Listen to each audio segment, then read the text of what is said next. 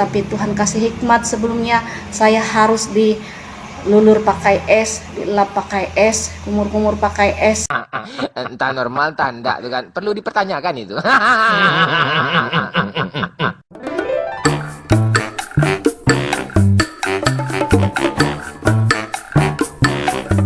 Lihat wanita mata tak berkedip. Wanita itu warga RT 16. Kalau Anda singgah di channel Hansip, Anda akan lihat orang-orang tidak waras. Assalamualaikum warahmatullahi wabarakatuh. Para warga RT 16, selamat datang kembali di channel Hansip. Selamat pagi, selamat siang, selamat sore, selamat malam, dan selamatkan diri Anda dari orang-orang yang kurang waras. Kau kurang ngajar kau. Emang gue pikirin itu.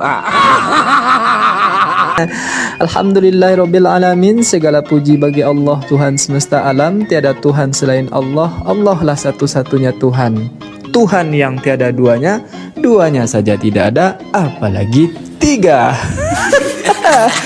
Ya, bagaimana jadinya kalau Tuhan itu tiga? Pastinya Tuhan akan saling seruduk juga kan? Kata Tuhan yang satu, hari ini saya mau menciptakan manusia. Kata Tuhan yang lain, tidak, saya mau menciptakan hewan. Kata Tuhan yang satu lagi, tidak, saya mau menciptakan tumbuh-tumbuhan saja. Maka akan terjadi konflik setiap hari. Begitu juga dengan yang diciptakannya. Kalau yang diciptakannya itu manusia, maka manusia-manusianya juga saling seruduk. Ya, hari ini terjadi kan? Ada manusia ciptaan Tuhan mengaku punya Tuhan, tapi mereka saling seruduk karena konsep ketuhanan mereka. Jadi setelah Bang Hansip jalan-jalan di sekeliling komplek kita ini RT 16, Bang Hansip menemukan ada yang saling seruduk lagi ya. Yang satu mengatakan bahwa si Anu masuk neraka. Kata yang lain, kata temannya yang lain, ini salah, si Anu masuk surga katanya. Dan mereka saling menyesatkan. Nah, kalau Anda tidak percaya, berikut videonya. Menyampaikan Raja Daud itu tidak masuk surga, korslet ya. Mungkin itu Pak, korslet. Udah kita dengar lagi kembali ya, boleh ya kita dengar kembali, boleh nggak? Ya suaranya aja Pak, jangan ditampilkan orangnya. Iya. Oke teman-teman, kita dengar suara siapa ini ya? Memperoleh keselamatan itu, aku tidak perlu menjadi orang Yahudi. Untuk memperoleh keselamatan itu, aku tidak perlu memastikan aku menjadi orang Yahudi, tidak perlu. Nah, yang akan aku tanyakan adalah apakah Daud dan Salomo masuk surga? Silakan. Oke. Apakah Daud dan Salomo masuk surga? Kalau Salomo di akhir hidupnya memang dia jadi menyembah berhala. Kalau menyembah berhala itu kan tidak akan masuk ke surga. Kalau Daud di akhir hidupnya juga dia mengalami penderitaan, bahkan tubuhnya dipampangkan di tembok dan dimatikan ya, dan segala macamnya. Kalau kamu tanya, apakah Daud masuk surga? Kalau kamu tanya, kan tidak ada hak prerogatif saya memasukkan orang ke surga. Bahkan diri saya pun tidak bisa saya tentukan masuk surga. Maka yang bisa saya jawab... Sebentar. Alkitab yang menunjukkan. Sesuai dengan Alkitab saja. Aku tidak ingin... Kalau sesuai dengan Alkitab, maka mereka masuk neraka. Kalau saya katakan masuk neraka, karena besar. Ini ya mengambil... Masalah itu. Ya, banyak channel-channel ya, khususnya ada salah satu channel yang sok-sokan, bikin kayak macam dia jadi orang yang paling terhebat di dunia. Artinya ketika orang masuk ke tempatku, ya doktrinku yang terjadi. Aku masuk ke tempat orang, doktrin orang yang terjadi. Kalau dia mau kita tinju di bawah ring, Berani nggak ingat ya, kalau mau berdebat sama Kristen, mending kita di bawah ring karena kadrun banyak. Berani nggak kita di bawah ring? Ayo, di bawah ring aja. Jangan di YouTube, saya nggak mau. Itulah sebabnya aku tidak mau duet-duet dengan orang. Kita justru mempermalukan iman kita. Emang gue pikirin itu. Nah, itu dia baku hantam yang pertama yang Bang Hansip temukan di komplek kita ini. Yang kedua, Bang Hansip juga menemukan ada dua orang yang saling baku hantam juga di sudut kiri selokan itu tadi Bang Hansip temukan. Yang satu mengatakan bahwa Tuhan itu dicabut nyawanya karena setan. Setan yang menyebabkan Tuhan itu mati. Yang mencabut nyawa ya Yesus itu siapa Pak Yusuf? Iya, dia mati karena menanggung dosa manusia. Iya, saya paham itu Pak Yusuf. Yang Iya. saya tanyakan sekali lagi, yang saya tanyakan itu, yang mencabut nyawanya itu siapa, Pak Yusuf? Saya tidak tanya dia menyerahkan nyawa atau tidak, Pak Yusuf. Iya, yang mencabut nyawa itu ya selama ini kan setan. Malang Arsenal. Kata yang lain yang sama-sama mengaku pendeta itu salah. Katanya bapak ini harus belajar Alkitab lagi. Nah, Bang Hansip tampilkan lagi ini video yang Bang Hansip temukan. Ya, tapi saya kira ini ya Pak Yusuf ini tidak membaca Alkitab dengan baik ya, bahwa sebenarnya yang mencabut nyawa manusia itu, yang mematikan, menghidupkan manusia itu sebenarnya bukan setan, Tuhan. Jadi kita bisa lihat bahwa sebenarnya mati hidup manusia hari lepas hari itu di tangan Tuhan, bukan di tangan setan. Jadi Pak Yusuf salah itu menjawab ya. Kau kurang ngajar kau. Ya, Pak Yusuf ini tidak membaca Alkitab dengan baik ya. Kurang ngajar kau. Kurang ngajar kau. Kasihan saya sama si Jepang ini kan.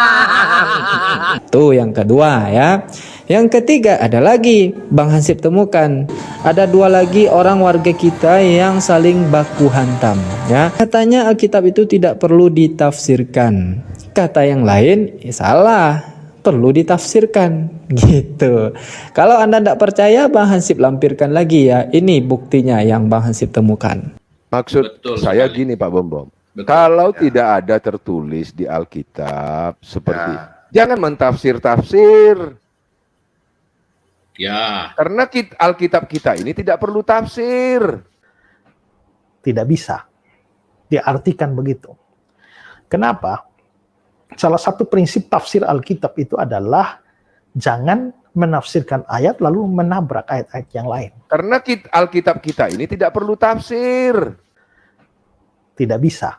Mau gimana lagi kan? Nah inilah akibatnya kalau Tuhan itu tidak satu. Kau kurang ngajar kau. Emang gue pikirin itu. Nah inilah akibatnya kalau konsep ketuhanan itu menjadi tiga dalam satu dalam tiga. Nah pusing kan, warga pusing, Pak Hansip pun lebih pusing. Supaya kita tidak pusing, kita tanyakan langsung sajalah bagaimana sebetulnya keotenan ini menurut nabinya yang baru. Nah jadi ada nabi yang baru pula nih, setelah agama baru yang akan diciptakan, akan dibuat oleh Sapiuddin Birahim. Nah muncul orang-orang yang mendaftar sebagai seorang nabi. Salah satunya Lia Eden ini.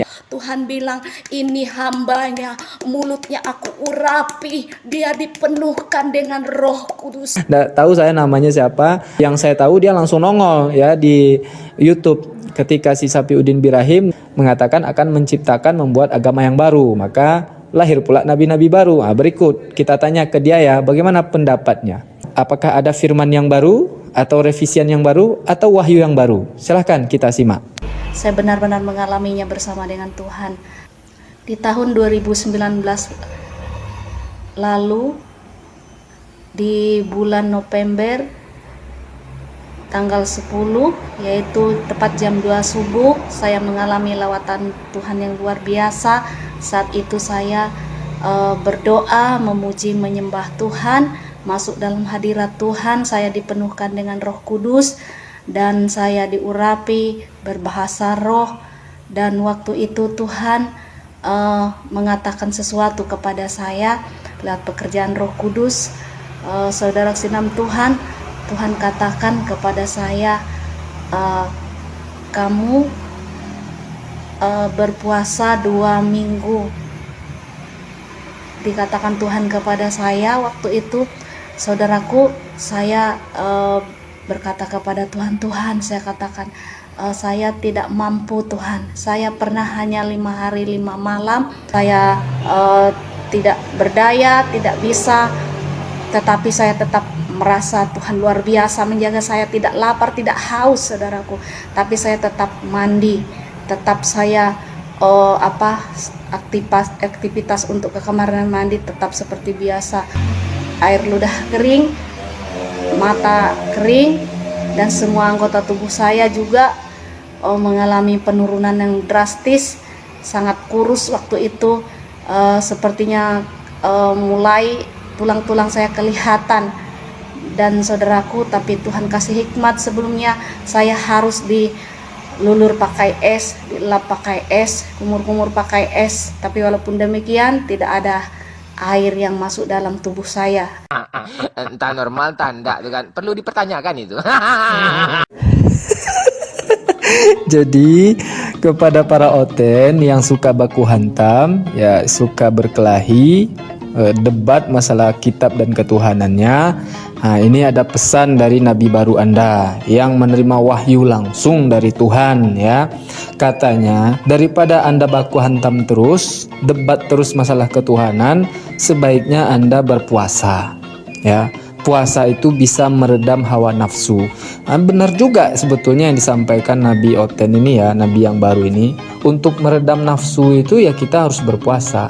Jadi nafsu berkelahi, baku hantam para debater dan apologet Oten ini, Anda dianjurkan untuk berpuasa supaya tidak berkelahi lagi. Dan bagaimana puasanya sudah dicontohkan oleh Nabi baru Anda ini, yaitu berpuasa selama 2 minggu.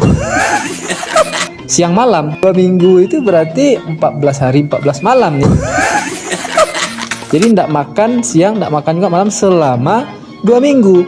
Seperti yang sudah pernah dia lakukan katanya. Dia sudah mencontohkan tadi bahwasanya dia pernah berpuasa itu selama 5 hari 5 malam. Nah, selama 5 hari 5 malam itu ternyata dia kekeringan, ya.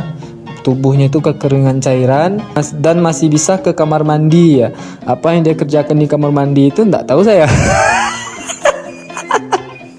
Puasa, ya, dia sedang berpuasa tapi bisa beraktivitas di kamar mandi, ya. Enggak tahu saya apa yang dikerjakan di kamar mandi. Yang penting dia nggak minum katanya, setetes air pun enggak masuk dalam mulutnya.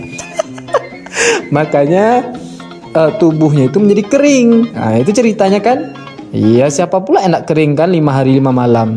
Nah, jadi selama 5 hari 5 malam itu dia kekeringan cairan, lalu turun lagi wahyu. Turun lagi wahyu, ya. Wahyunya itu adalah dia harus melulur tubuhnya dengan batu es. karena astagfirullahaladzim, karena tubuhnya itu sudah kering, ya, kering sekali, tidak ada cairan. Maka Tuhannya menyarankan lulurlah pakai batu es. Akhirnya ada lulur badannya itu pakai batu es. Nah, ini adalah contoh yang harus Anda tauladani. Kan Nabi kan. Nah, itu caranya untuk meredam emosi, ya, berpuasa dan dinginkan dengan batu es. Karena memang puasa dan batu es itu bisa meredam hawa nafsu berperang Anda, ya. Apologet Oten, perlu Anda simak dengarkan kata Nabi baru Anda ini. Oke sahabat semuanya, semoga Anda terhibur. Kalau saya sih terhibur banget, ya. Astagfirullahaladzim. Oke, demikian video baku hantam dan video puasa 5 hari 5 malam ini. Badan kering lalu dilulur dengan batu es. Sampai jumpa di video baku hantam berikutnya. Assalamualaikum warahmatullahi wabarakatuh.